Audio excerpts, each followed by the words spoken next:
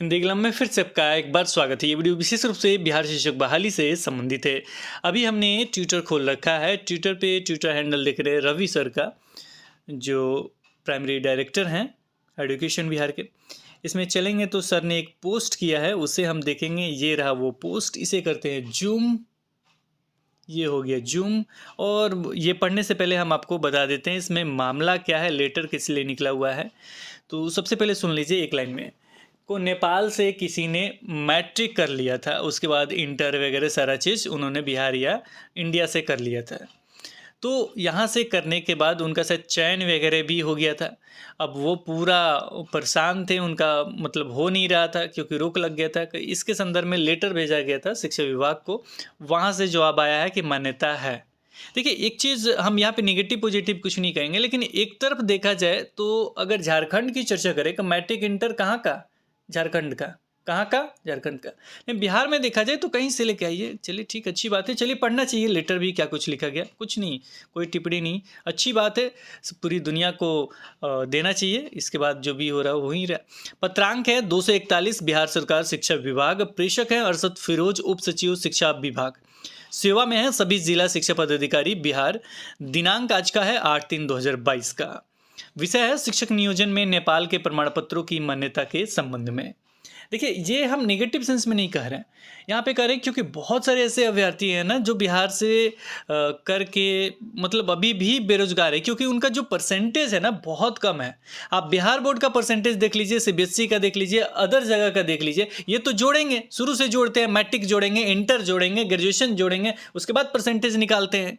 यहाँ पे जो बिहार बोर्ड के जो छात्र होते हैं उनका परसेंटेज देख लीजिए, आपने कितना दिया है इससे पहले। अभी तो आप ठीक कर रहे हैं ना, इससे पहले देख लीजिए कितना आपने दिया है।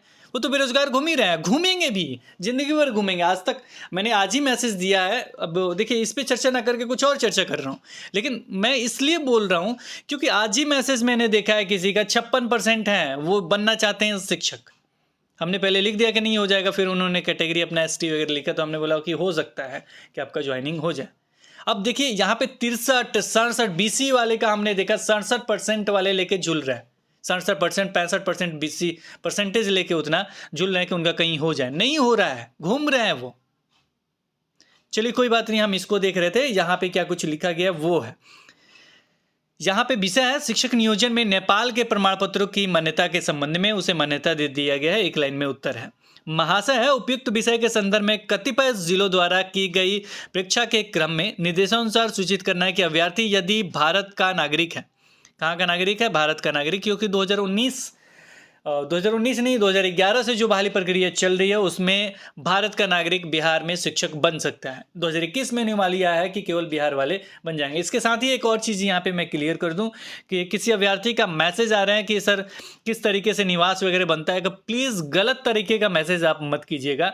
हम इसमें कोई सहायता नहीं कर सकते, कोई हेल्प नहीं कर सकते। जो बिहार के वासी हैं वही केवल आगे वाली जो भी बहाली होगा वही अप्लाई कर सकते हैं। अगर गलत तरीके से आप अप्लाई वगैरह करते हैं तो ये आपके लिए हमेशा के लिए खतरा रहेगा। तो बाहर गए हैं तो बाहर रहिए। तो वहाँ पे देखिए, आप अपने जब सारे राज्य अपने हिसाब से सारे कर रहे हैं, सारे क्या कर रहे हैं, जब नियमावली उस तरीके से बन रहा सारे वैसे ही फॉलो करते हैं तो आप भी फॉलो कीजिए। क्योंकि दिक्कत ये है ना कि कम पैसा यहाँ मिलता है। यूपी में चले जाइएगा, शिक्षक बनिएगा, अच्छा खासा पैसा मिलता है, वहाँ से आराम से कहीं राज्य के जाके शिक्षक बन सकते हैं। झारखंड का आप देख लीजिए। लेकिन बिहार में बहुत कम पैसा मिलता है, और इस पैसा में आप उतना दूर से आके यहाँ रह के गुजारा कैसे होगा, ये तो सोचने वाली बात होती है। और कितना दिन आप यहाँ रहेंगे, कितना दिन अपने घर रहेंगे। इन्हें तो स्थानीयता का भी जिक्र करना चाहिए अपने नोटिफिकेशन में, कि स्थानीय को, यानी अगर मान लीजिए पटना जिला का है, मैं पटना को ही लेकर चलता हूँ कि पटना जिला का है, वो शिक्षक बनना चाहता है, तो पटना वाले को पटना में पहले जॉब दीजिए। अगर सारण जिला का है तो सारण जिला का पहले सारण जिले वाले को जॉब दीजिए। इसलिए दीजिए क्योंकि वो ट्रैवल ज़्यादा नहीं करे। एक तो इससे क्या होगा, जो ट्रैवल करने से धुआं प्रदूषण वगैरह जो हमेशा कहते हैं, पेड़ कटाई हो रहा है, ये हो रहा है, तो ये क्या चीज़ होगा कि ये बचेगा, बिहार सरकार का बचेगा। डेली उतना दूर नहीं जाएगा, प्रदूषण नहीं होगा। घर में जॉब करेगा, यानी जाएगा, थोड़ी दूर पे होगा तो आराम से जाएगा, डेली जाएगा, समय से आएगा, अपने घर को देख सकता है। मतलब एक चेंजिंग से अभी हस्तांतरण में कितना समय लगा है, अभी पूछा गया था हस्तांतरण का। अब देखिए संदर्भ तो कहीं और जा रहा है, अब मैसेज ही इस तरह के आ रहा है तो क्या करें। हस्तांतरण का अभी चर्चा चल रहा है, अभी तक ऑनलाइन अभी सॉफ्टवेयर बन ही रहा है, पता नहीं कब तक बनेगा। अरे हस्तांतरण कर दीजिए। कितने दिन से अभ्यर्थी जो शिक्षक बने हुए हैं वो इंतजार कर रहे हैं, दूसरे जिले में हैं, वो अपने जिले जाना चाहते हैं, कितना दिन तक। थोड़ा सा इसको लचीलापन कीजिए, लचीलापन रहेगा तो ठीक है। चलिए ये आपने लिखा है, इसको भी पढ़ना जरूरी है। लचीलापन इसलिए जरूरी है कि क्योंकि जो भी अभी ट्रांसफर में भी बहुत सारे कानून हैं, कभी समझाऊंगा कि ट्रांसफर में क्या कानून है। वहाँ कैटेगरी मैच होगा, महिला को सुविधा है, अन्य लोगों को सुविधा है, लेकिन कैटेगरी वगैरह में मैच होगा। तो सबसे ज़रूरी है कि आपने जो भी नियम कानून बनाया कि ये संदर्भ देखते हुए बनाया कि वो टीचर कितना समय दे सकता है। गलती यहाँ अभ्यर्थी की नहीं है, आपके नियम कानून का। थोड़ा सा लचीलापन अगर रखेंगे और थोड़ा सा नियम कानून अच्छा रखेंगे तो जिस अभ्यर्थी का यहाँ हुआ है वो अपने ज़िले में ले लेगा तो निश्चित रूप से हो जाएगा। आप परसेंटेज देख लीजिए, ऑनलाइन सेंट्रलाइज तरीके से 7वें चरण कर ही रहे हैं तो उसमें परसेंटेज वगैरह देखते हुए अगर उसका चयन हो रहा है तो उसको उसके ज़िले में भेज दीजिए, इसको इसके ज़िले में भेज दीजिए, कोई दिक्कत नहीं। बाद में ट्रांसफ़र वगैरह का प्रॉब्लम भी नहीं होगा। तो इस तरीके से व्यवस्था, इस तरीके से सॉफ्टवेयर बनाने की कोशिश कीजिएगा। जो ये हस्तांतरण वाला सॉफ्टवेयर बन रहा है, ट्रायल वगैरह कीजिए, जल्दी से कर दीजिए। कितना दिन और लगाएंगे। 6ठे चरण के बाद आपने कहा था 6ठा चरण कंप्लीट हो रहा है आपका मार्च में, उसका भी ऑनलाइन आवेदन लेना शुरू कीजिए। चलिए इसमें है क्या, महाशय आगे लिखा गया, महाशय उपयुक्त विषय के संदर्भ में कतिपय जिलों द्वारा की गई परीक्षा के क्रम में निर्देशानुसार सूचित करना है कि अभ्यर्थी यदि भारत का नागरिक हो तथा नेपाल अवस्थित मान्यता प्राप्त शैक्षणिक संस्थानों से मैट्रिक के प्रमाण पत्र के आधार पर केंद्र सरकार सहित बिहार अथवा अन्य राज्य के स्वीकृत मान्यता प्राप्त विश्वविद्यालय या बोर्ड से इंटरमीडिएट +2 स्नातक शिक्षक प्रशिक्षण एवं शिक्षक पात्रता परीक्षा उत्तीर्ण हो तो ऐसे अभ्यर्थी शिक्षक नियोजन के लिए चयन हेतु पात्र होंगे, यानी उन्हें मान्यता दिया जाता है, वे शिक्षक बनेंगे। अब यहाँ पे पूरा चीज़ मैं समझा देता हूँ कि मैट्रिक उन्होंने कहाँ से कर लिया, नेपाल से कर लिया। अब मैट्रिक वहाँ से नेपाल से करने के बाद वो आ गए इंडिया। अब पता नहीं नेपाल से उन्होंने क्यों किया, ये तो मुझे नहीं पता, लेकिन चलिए नेपाल से उन्होंने कर लिया, फिर आ गए वो इंडिया में आने के बाद हो सकता है कि वो बिहार राज्य से क्या कर लिए हों, इंटर वगैरह सारा चीज़ कर लिए हों, या अन्य राज्य से यानी बिहार के अतिरिक्त जो भी राज्य है वहाँ से कर लियो, या जो केंद्र सरकार जो चलाता है, जो इंडिया केंद्र सरकार जो चलाता है संस्थान, वहाँ से उन्होंने मैट्रिक के बाद +2 वगैरह जो भी कर लिया हो तो वो क्या होंगे, शिक्षक बनने के पात्र होंगे। आगे लिखा गया है, वो बहुत ज़्यादा परेशान भी थे, चयन वगैरह हो गया था इन्हें, तो चलिए ठीक आगे पढ़ते हैं। ऐसे अभ्यर्थी यदि शिक्षक पद के लिए चयनित या नियुक्त होते हैं तो उनके अन्य शैक्षणिक प्रमाण पत्रों के साथ नेपाल से प्राप्त, और नेपाल से क्या होगा, अब नेपाल से कहाँ से उन्होंने किया है ये तो वही जानते हैं, लेकिन वहाँ से भी ये क्या करेंगे, सत्यापन कराएंगे, उसके बाद ही वेतन भुगतान होगा। चलिए अच्छी बात है, जरूरी भी है कि क्या हुआ है ये तो वक्त ही बताएगा, लेकिन वहाँ से आया है। देखिए सबसे बड़ी बात है ना कि बिहार बोर्ड का यहाँ लोचा है, ये तो परसेंटेज शुरू से दिए नहीं। अब यहाँ के बच्चे घूमेंगे, घूमते ही रहेंगे, घूमें।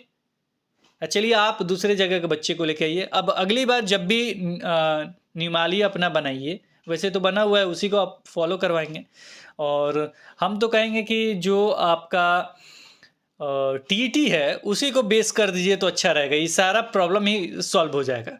टीईटी को बेस कर दीजिए, जो अच्छा मार्क्स लेके आएगा वही होगा। चलिए इस पर भी बोलेंगे तो कुछ बच्चे नाराज हो जाएंगे। ऐसे अभ्यर्थी यदि शिक्षक पद के लिए चयनित नियुक्त होते हैं तो उनके शैक्षिक प्रशिक्षण नेपाल से ये सारी चीज़ सत्यापन वगैरह होगा तो वेतन भुगतान की कार्रवाई की जाएगी। नीचे में सिग्नेचर वगैरह है, देख सकते हैं। बस यही लेटर था, हमने इस तरीके से दिखाया ताकि आपको पता चल जाए कि ये ऑफिशियल लेटर ही है, कोई फेक नहीं है। तो फिलहाल नेपाल से अगर आपने मैट्रिक किया है, उसके बाद इंडिया से कुछ भी आपने किया हो, यानी टीईटी वगैरह सारा चीज़ इंडिया से किया हो, किसी भी राज्य का हो, केंद्र का हो या बिहार का हो, तो निश्चित रूप से आप शिक्षक बिहार में बन सकते हैं। मतलब 6ठे चरण, 7वां चरण से में भी बन सकते हैं अगर बिहार के निवासी हैं तो। वैसे भी निवास वगैरह के बारे में चर्चा नहीं करेंगे, इसको कॉम्प्लिकेटेड अगर नहीं किया गया तो आप खुद जानते हैं। कमेंट सेक्शन में इंतजार रहेगा कि खुद क्या आप जानते हैं। फिलहाल इस वीडियो में इतना ही, फिर मिलेंगे एक नई वीडियो के साथ, इस उम्मीद के साथ कि बिहार सरकार कुछ ना कुछ करेगा बिहार के जो भी अभ्यर्थी हैं जो 7वां चरण का इंतजार कर रहे हैं उनके लिए, ताकि सिर्फ उन्हीं का चयन हो।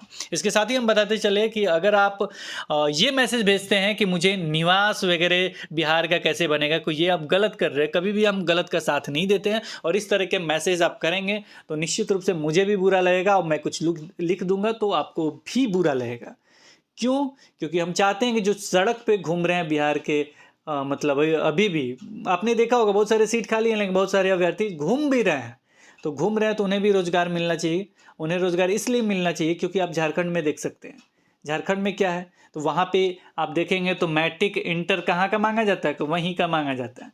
चलिए बिहार में कोई छूट है ही, जहाँ से भी आपने कर लिया है, क्योंकि टीटी वगैरह पास तो हैं ही, तो यहाँ पे सब कुछ ठीक है। लेकिन एक चीज़ यहाँ पे और अच्छा होना चाहिए, वो है आपका डोमिसाइल का जो नीति है थोड़ा सा कॉम्प्लिकेटेड जरूर होना चाहिए, ताकि जो भी बिहार के वासी हैं वो अगली बार निश्चित रूप से शिक्षक बने। और आप अगर मैट्रिक इंटर पे सोचेंगे अच्छे तरीके से, वैसे तो निमाली में मैट्रिक इंटर को गायब कर दिया गया, बहुत ही अच्छा किया गया, लेकिन 1 to 5 में रखा गया है, तो इस पे के बारे में भी सोचे कि क्या कुछ हो सकता है। फिलहाल इस वीडियो में इतना ही, फिर मिलेंगे एक नए वीडियो के साथ। तब तक देखते रहें, बने रहें हिंदी क्लब पे। धन्यवाद, बाय बाय।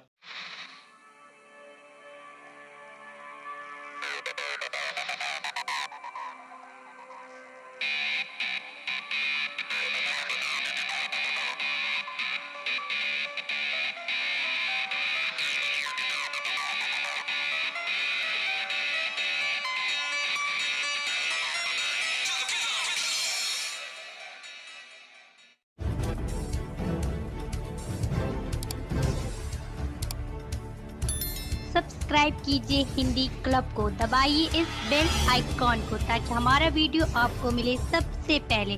शेयर करें अपने दोस्तों के साथ ताकि वो भी इसका लाभ उठा सके। ये सब बिल्कुल फ्री है।